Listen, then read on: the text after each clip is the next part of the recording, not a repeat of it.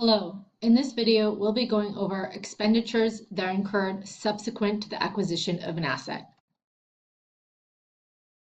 We've discussed in length through different videos about how to deal with costs that are incurred when we first acquire an asset and which costs are actually capitalized onto the balance sheet.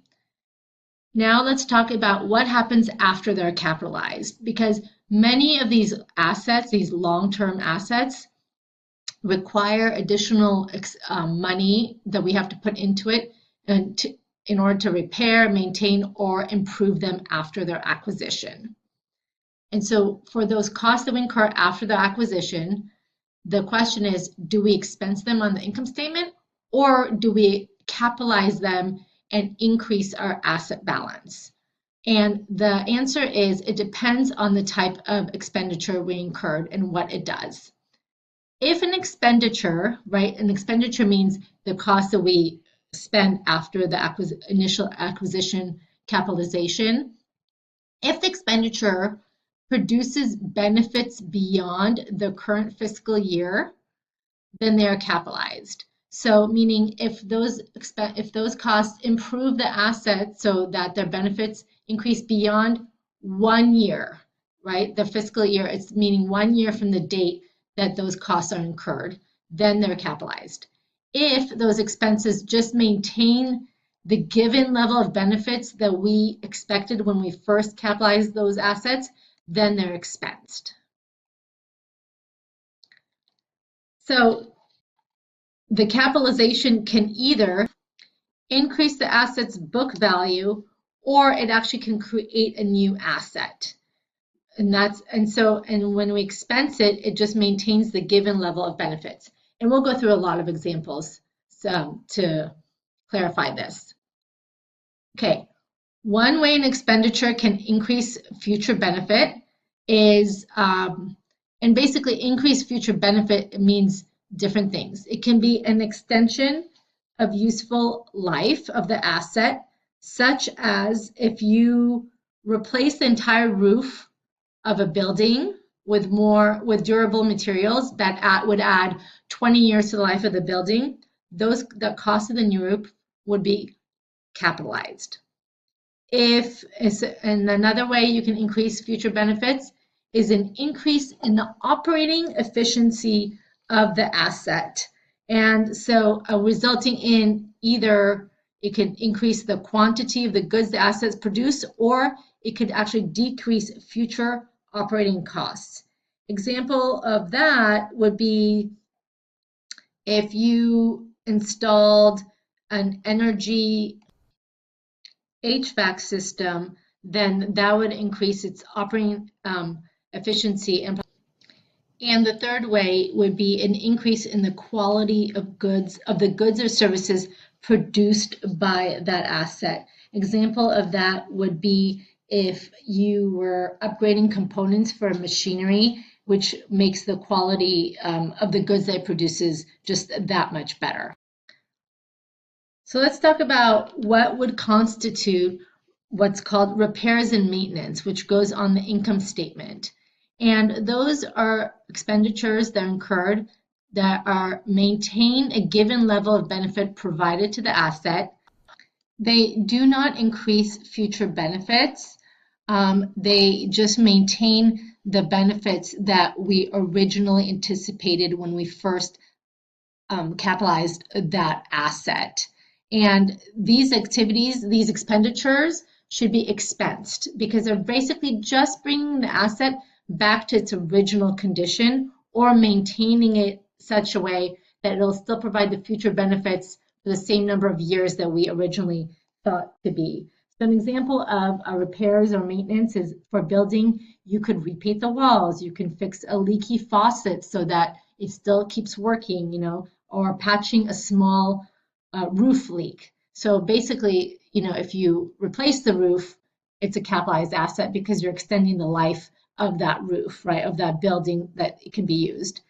By patching up a small roof leak, you're basically repairing it so that it can maintain its original level of benefit when we first acquired that asset. That's some different examples, the cost of an engine tune-up would be repairs and maintenance, which is if that engine tune-up was not performed, then the truck would not be able to provide the same benefits it was originally anticipated. Let's talk about another expenditure that would be capitalized, and that is an addition to an asset. And that's when you add a new major component to an existing asset. Here's an example. You add a refrigeration unit to a delivery truck. Adding a refrigeration unit to a delivery truck increases the capability of the truck and thus increasing its future benefits. Another example is of an addition that would be capitalized in terms of a building is if the company added an elevator in the building. And so with the costs that are actually capitalized, meaning we added to our balance sheet as a long-term asset, include all the necessary expenditures that are required to bring the addition to a condition and location for use. This is no different than when the rules that we use, the costs that we capitalized when we first acquire an asset. So in the case of, let's just say, the elevator, it might cost, there's going to be some testing costs to make sure that that elevator is in a condition to be used. Those costs would also be capitalized into the balance sheet. Or if for a building addition, it might also include the cost of tearing down and removing a wall of the existing building is another example. We can also have different types of improvements to an existing asset, and the replacement is you can have a replacement where the new component with has the same characteristics as the old component. So let's just say in a building, you replace the old windows with new windows. Or you can have a replacement where the new component just enhances the operating ability. Again, example with a building would be if the company installed smart lighting or some solar panels, right? So that would enhance the operating capabilities of that building.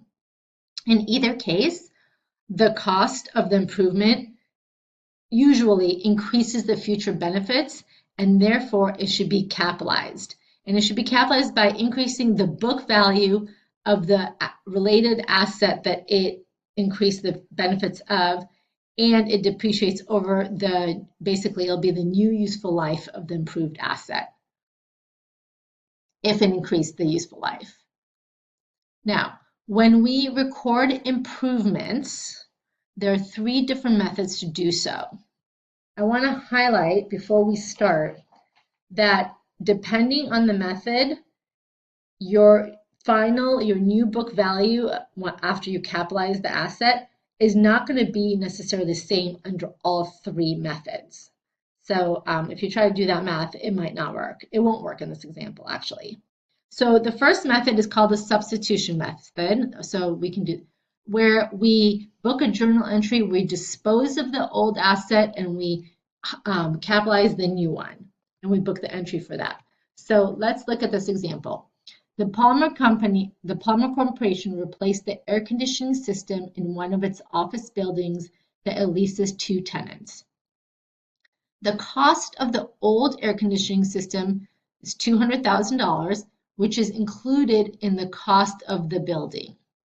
However, the company has separately depreciated the air conditioning system and recorded, and the accumulated depreciation is basically $160,000. I'm just going to put that here. The old system was removed and the new system installed at a cost of $230,000, which was paid in cash.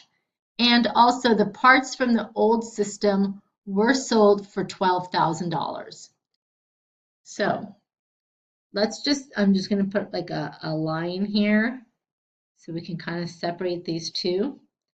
The first entry is going to be what it says right here, where we get rid of the old asset, right? and then we record the new asset. We're told that the cost of the old air conditioning system was $200,000, which is embedded in the cost of the building. So we're going to credit $200,000, right? It's an asset. We're removing the old air conditioning.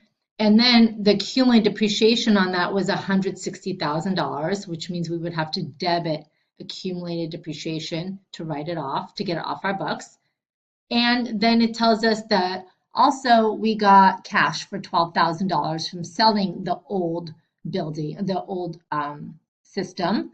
And then this $28,000 is basically what you need to make your journal entry balance, and it's called loss on disposal, and that's going to go into your income statement. Okay, so that will be the taking off your old asset, and now we're gonna book our new asset that we purchased, which it said the new system installed at a cost of $230,000. So we're going to debit buildings, which is the new for $230,000, and we paid cash for it, so we're going to credit cash. That's called the substitution. Get rid of the old, book the new. Okay. The second method to record an improvement is called capitalization of new cost. What we do is the cost of the improvement is included as a debit to the related asset account. So we're going to just increase, we already have a building account, we're going to increase that same account by the cost of the improvement. The original cost and cumulative depreciation of the original component are not removed. So we're not going to credit building and debit cumulative depreciation. We're just going to increase the asset to by the cost of what the new improvement is. However, okay, this is like a however, you can only do this if the book value of the original component has been reduced to an immaterial amount through prior depreciation. So, which in this case, they're saying it is an immaterial because our new cost is $230,000. The old cost, the old air conditioning had a cost basis of $200,000, and the accumulated depreciation on it was $160,000. So the book value of the old building is $40,000. So you can only just add the new cost on top of that $40,000 if this book value right here of the old building is considered to be immaterial. For this example, it is considered to be immaterial. You would know it if you get a problem like this, you would know it. It would either tell you that the book value of the old asset is considered to be immaterial, or it would be such a small number that you would just know that's an immaterial book value. But let's go the same example using the capitalization of new cost. And all we do is we're going to debit our building for the cost of the new building, which was $230,000, right? We paid cash for that. However, we got $12,000 back because we sold some of the old parts. So the net of that is $218,000. So we're going to debit buildings $218,000, credit cash $218,000. We do not remove the $200,000 and the $160,000. Those just basically stay put, right? They'll just remain on the balance sheet as is, and we add this additional amount. The third way to record the cost of improvement is through a reduction of the accumulated depreciation. The way that is done is the asset account is left untouched, but the related accumulated depreciation is decreased. So we just decrease the accumulated depreciation by the new net cost of the improvement. And the book value is the same as in the capitalization. What happens is that the book value in method 3 will end up being the same as the book value in method 2 in the capitalization of new cost, except that each method will have a different cost versus accumulated depreciation amount. So the third alternative, right, the number 3, the reduction of accumulated depreciation, is you just take the cost of the new building minus the net cost, I should say. So we had a cash outflow of 230,000, cash inflow of 12. So net cash outflow is 218,000. So we're going to credit cash to 18, and we're going to debit the accumulated depreciation by 218,000. If we were going to look at the book value that is happening here, that after we book this entry, our original book value is 200,000 minus the 160,000, right? It would be the cost minus accumulated depreciation is 40,000, plus now we're debiting accumulated depreciation by 218,000. And so our book value is our new book value is 258,000 under method 3. Let's go back to method 2 and see what it is. Again, our old book value that remained on the books under the capitalization of new cost method is also the 200 minus the 160, which is 40. And then we booked this entry right here, and we debited buildings for 218,000, which gives us a new book value of 258,000.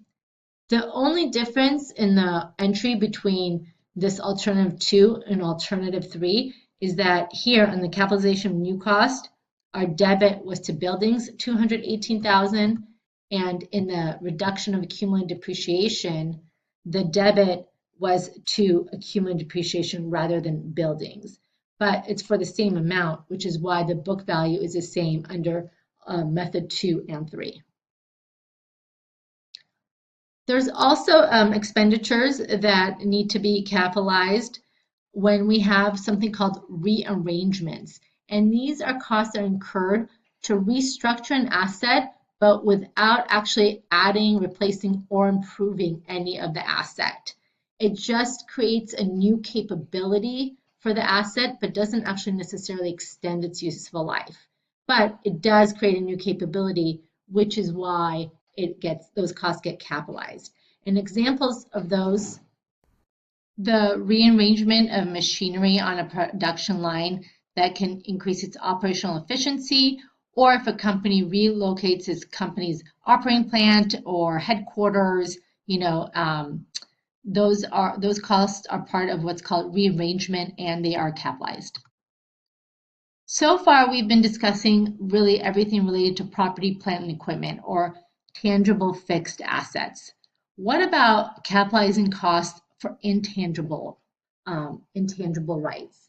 And so, because you can't physically add to an intangible asset, right? If I have a patent, I can't add a cost I'm not adding to the patent, I'm not improving the patent, I'm not adding an addition to the patent or anything like that. So the only costs that are capitalized with respect to intangibles are if an intangible right is successfully defended. So if you have attorney fees or litigation costs that successfully defend the intangible right, then those litigation costs should be capitalized and amortized over the remaining useful life of the related intangible. So if someone was suing your company because they think that the patent you filed is a patent infringement, right? That they created that product or process first, and you hired attorneys and everything to defend that patent. If it was successful, then all those costs would be capitalized. If you were unsuccessful and lost that case, then those litigation costs would be expensed immediately, right, on the income statement, because they provide no future benefit. And also, if you lost, right, meaning it means that the intangible asset that you have on the books is likely not reflected at the proper value, and you have to reduce it to its realizable value.